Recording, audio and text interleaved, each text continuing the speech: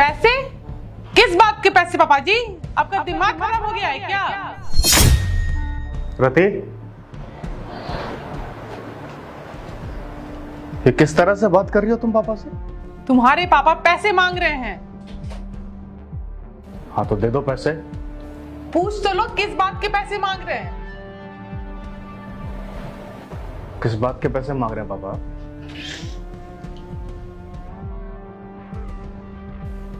बेटा मैं इस बात के पैसे मांग रहा हूँ, तेरे को बचपन में पढ़ाया लिखाया, कॉलेज भेजा, तेरी शादी की और शादी के अंदर जो खर्चा किया और तेरे को हनीमून के लिए जो बाहर भेजा, मुझे सब इस बात के पैसे चाहिए। आपका दिमाग खराब हो गया है? नहीं, अब क्या बोल रहे हैं? कोई बाप अपने बेटे से ऐसे बात करता है? अरे आप परवरिश की, इसका मतलब ये थोड़ा कि पैसे मांगेंगे अपने बेटे से। आप दुनिया के अलग बाप हैं। दुनिया का हर माँ बाप अपने बच्चों के लिए यही करता है। मेरे पापा भी किए हैं, तो क्या पैसे मांग रहे हैं? रहने दो रति, इन सब बातों का कोई फायदा है नहीं। मैं काफी दिनों से देख रहा हूँ पापा का बर्ताव मेरे प्रति ना काफी बदल चुका है। पापा मुझे नहीं मालूम कि आखिरकार आप इतना बदल क्यों चुके हैं, या फिर किसी के बहकावे में आए हैं, और ना ही मुझे जानना है। आपको पैसे चाहिए ना, ठीक है, बताइए मुझे कितने पैसे बनते हैं आपके? आज तक कितने पैसे खर्च किए हैं आपने मेरे ऊपर? आज के आज मैं आपके सारे कर्ज चुका दूंगा। जितना भी आपका पैसा मेरे ऊपर बनता है वो बताइए मुझे, मैं आपके सारे कर्जे चुका दूंगा। पक्का मेरा सारा कर्ज उतारेगा? पीछे तो नहीं हटेगा? बिल्कुल नहीं हटूंगा। सोच ले एक बार। सोच लिया। चल ठीक है। सबसे पहले जब तू पैदा हुआ था ना, तेरी माँ बचपन में चल बसी थी। अकेले मैंने माँ और बाप दोनों का प्यार दिया है, इन हाथों से तुझे पाला है और बचपन में अपने हाथों से तुझे खाना खिलाया, तैयार करके तुझे स्कूल भेजता था। क्या तेरा नखरा मैंने नहीं सहा? सारी चीजें मैंने अकेले ने की है। और उसके बाद तूने कहा पापा मुझे इस कॉलेज में दाखिला लेना है, मैंने वो भी तेरे को दिलवाया। फिर जब तेरा शादी का टाइम आया, पापा मुझे फलाने वो महरौली में बैंकेट हॉल में शादी करनी है, अच्छे से अच्छी करनी है, मेरी कंपनी में दोस्त है, फलाना ठिकाना, मैंने तेरी वो ख्वाहिश पूरी की। उसके बाद मुझे मॉरिशस जाना है हनीमून के लिए, मेरी ताकत नहीं थी, फिर भी मैंने तेरा शौक पूरा किया कि मेरे बच्चे की कोई कमी ना रह जाए। और आज तो इतना बड़ा हो गया, मेरा कर्जा उतारेगा? हाँ उतार सकता तू मेरा कर्जा? क्या नहीं किया मैंने? तुम्हारे पास 2 मिनट तो मेरे पास है नहीं, वक्त तो है नहीं तुम्हारे पास, और मेरा कर्जा उतारने चले हो। तू गांव गया था, मेरे को ये कह के लाया था गांव से शहर चलो।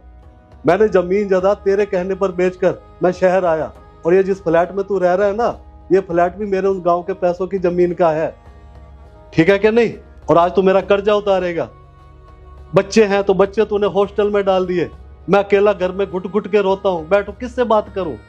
तू आता है तो अपने कमरे में चला जाता है, बहू है अपने किचन का काम करती है, किट्टी पार्टियों में लगी रहती है, वक्त तो तुम्हारे पास है नहीं। और आया मेरा तो कर्जा उतारने। मेरा तू क्या कर्जा उतारेगा? तेरे पीछे जब तू पैदा हुआ था ना, तेरी जब माँ चल बसी थी, मेरी उम्र ही क्या थी? समाज ने मुझे कहा अभी तुम जवान हो और अभी तुम्हारा लंबा सफर है, शादी कर लो। मैंने कहा नहीं, दूसरी माँ आएगी, पता नहीं तेरे को प्यार देगी कि नहीं देगी, अपनाएगी कि नहीं अपनाएगी। मैंने तेरे चक्कर में दूसरी शादी नहीं की कि मेरे बच्चे को कोई दिक्कत ना है। और आज मेरा बेटा इतना बड़ा हो गया है कि कर्जा उतारेगा बाप का। वक्त तो तुम्हारे पास है नहीं, गरीब हो तुम, वक्त से गरीब हो तुम, और मेरा कर्जा उतारोगे? उतार अब मेरा कर्जा। आज आए हुए मुझे 3 महीने हो गए हैं, एक दिन भी मुझे बाहर लेके गया? इतनी बड़ी दिल्ली है कि चलो पापा आज लाल किला दिखाता हूँ, आज मूवी दिखाता हूँ, चलो आज पापा खाना खाते हैं बाहर। वो तो तुम्हारे पास है नहीं। अपने लिए तुम्हारे पास टाइम है और बाप के लिए कुछ भी नहीं है। मैं तो एक कोने में पड़ा रहता हूँ सारा दिन, शाम को मेरी आंखें इंतजार करती है, मेरा बेटा आएगा, मेरे पास बैठेगा, बात करेगा, कुछ नहीं, बस मेरी आंखें तरसती रहती और तुम अपने कमरे में मस्त, बहू अपने कामों में मस्त। बोलो क्या करूं मैं इस घर के अंदर रह के? इससे अच्छा मेरा गांव ही भला था। हम मेरे दोस्त थे, खेत खलियानों में चला जाता था, प्रकृति की गोद में खेलता था। और यहाँ क्या है, घुट घुट के कैदी बन गया हूं, कैदी। अब बोल भाई, बहुत बड़ा आदमी हो गया ना तू, उतार मेरा कर्जा। अब गर्दन नीचे क्यों है तेरी? बोल बहू, कब बैठी थी मेरे पास, कब मेरा बांटा था दुख?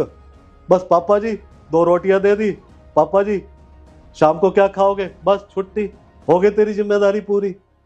तुम दोनों ऐसे मेरा ख्याल रख रहे हो, कहते हो जी हम तो बाप का फर्ज पूरा कर रहे हैं। क्या फर्ज पूरा कर रहे हो भाई? दिपेश बोल ना आप सही कह रहे हैं पापा, हम आपका कर्जा नहीं उतार सकते। दुनिया का कोई भी बेटा अपने माँ बाप का कर्ज नहीं उतार सकता, चाहे वो कितना भी अमीर क्यों ना हो जाए। और एक बात और भी सही कही आपने कि गरीब हूं मैं, वक्त से गरीब हूं, वक्त नहीं है मेरे पास। पापा, मुझे ऐसा लगता था ना कि मैं आपको गांव से यहाँ ले आया इस शहर में तो मैंने बहुत बड़ा काम कर दिया। मेरे पापा मेरे साथ रहते हैं, ये बहुत बड़ी अचीवमेंट है मेरी। पर आज जब आप ये बातें बोल रहे हैं तब मुझे ये एहसास हो रहा है कि नहीं, मैंने जिंदगी में कुछ अचीव नहीं किया है। क्या हासिल किया है मैंने जिंदगी में? अपना घर, अपने घर पे नहीं हूं मैं, सारी जमीन जायदाद बेच चुका हूं मैं।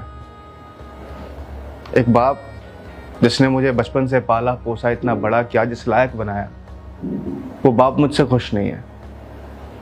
उस बाप को मुझसे क्या चाहिए? वक्त। मेरे साथ बैठना चाहता है, 2 बातें करना चाहता है, बस। पापा, मैं बहुत बुरा महसूस कर रहा हूं, शर्मिंदगी महसूस हो रही है मुझे ना शर्म आ रही है खुद पे कि किस तरह का इंसान बन चुका हूं मैं इस तरह का इंसान नहीं था पापा, और ना ही कभी इस तरह का इंसान बनना चाहता था। इस शहर की आबो हवा ने मुझे पूरी तरह से बदल के रख दिया। मुझे ऐसे लगने लग गया कि मेरे सर के ऊपर ना बहुत जिम्मेदारियां आ गई हैं। मुझे अपना भविष्य बनाना है, मुझे कल के बारे में सोचना है, अपनी पत्नी के बारे में सोचना है, अपने बच्चों के भविष्य के बारे में सोचना है। पर मैं ये भूल गया कि भविष्य किसी के नियंत्रण में नहीं होता। एक खूबसूरत अतीत को पीछे छोड़ आया हूं मैं, और उस अतीत में जीता है मेरा बाप, जो मुझसे 2 बातें करने के लिए तरस रहा है। पापा, मैंने ये सोचा था कि मैं अगर आपको गांव से यहां लेकर के आ जाऊंगा तो आप खुश रहेंगे हमारे साथ, आपको हमारी कमी महसूस नहीं होगी, हमें आपकी कमी महसूस नहीं होगी। पर मुझे ऐसा लग रहा है कि मैंने बहुत बड़ी गलती कर दी। आपको गांव से यहां तो ले आया, पर आपको वक्त देना भूल गया। और देखिए ना किस तरह से बात करने लग गया हूं मैं आपसे। मतलब मेरी इतनी हिम्मत कि मैं आपसे ये बोल रहा हूं कि मैं आपका कर्जा उतारूंगा। अरे संभव है क्या ये? क्या एक बेटा अपने बाप का कर्ज उतार सकता है क्या? अरे ये बोलने से पहले मेरी जुबान कट जाती।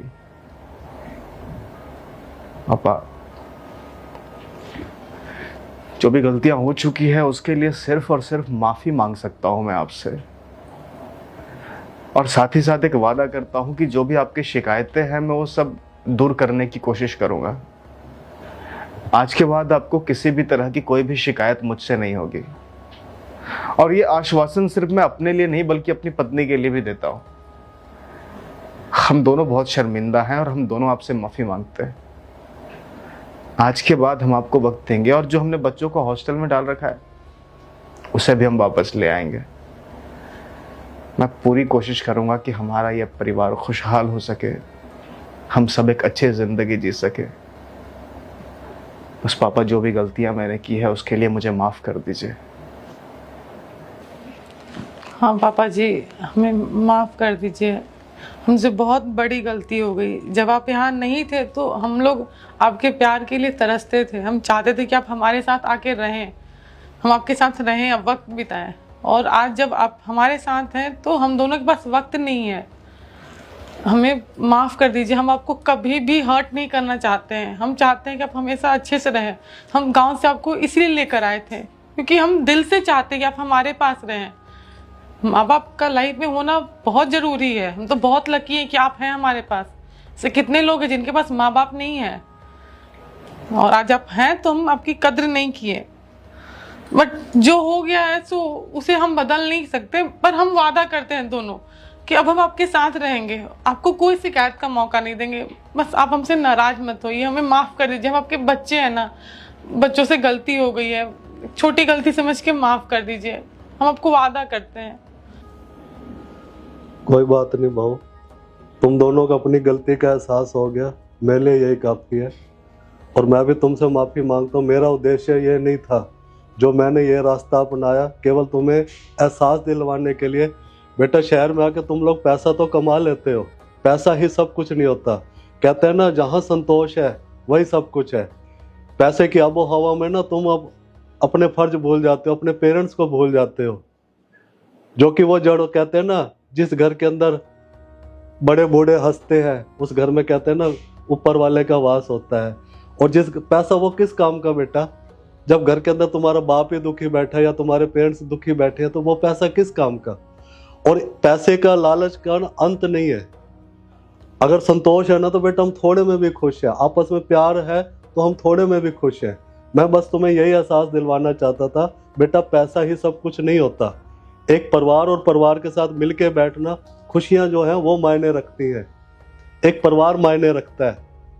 आज क्या है, बच्चे अपना वो अपना परिवार से अलग रह रहे हैं।